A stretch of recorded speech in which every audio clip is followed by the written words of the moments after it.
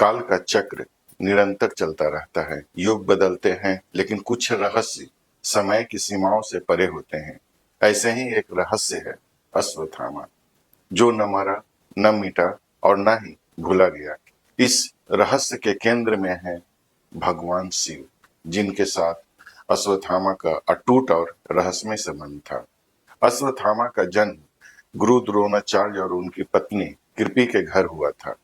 कहा जाता है कि वह जन्म से ही अमर चिरंजीवी है और उसके माथे पर एक दिव्य मणि लगी हुई थी, जो उन्हें रोग, भय और मृत्यु की रक्षा करती थी।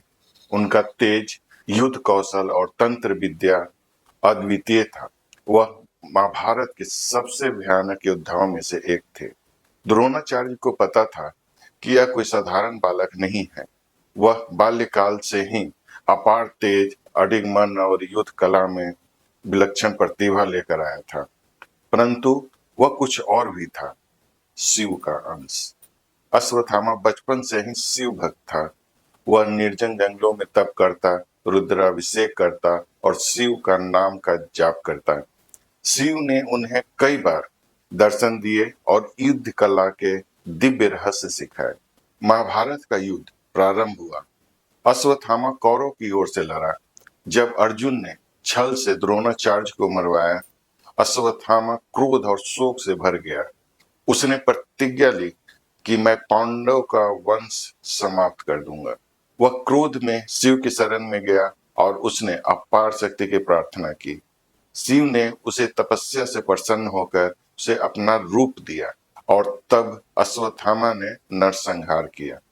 रात्रि के अंधकार में वह पांडव शिविर में घुसा और अंधेरे में उनके सोते हुए पुत्रों का वध कर दिया, यह सोचकर कि वे पांडव हैं। यह अधर्म था। श्री कृष्ण ने समय पर हस्तक्षेप कर उसे रोका, लेकिन तब तक अपराध हो चुका था। यह महाभारत के सबसे क्रूर और अधार्मिक कृतियों में से एक था।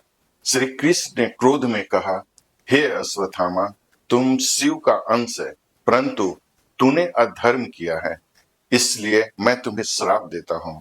तुम अगले 1000 वर्षों तक इस धरती पर भटकते रहोगे। तुम्हारा शरीर सड़ता रहेगा, घाव कभी नहीं भरेगा। न कोई तुम्हें अपनाएगा, न मारेगा, न चैन मिलेगा। तू चिरंजीवी होगा, पर शापित, अकेला भटकता रहेगा। तुम्हारी मणि में छीनता हूं। यह मणि ही तुम्हारे तेज और बल का स्रोत है।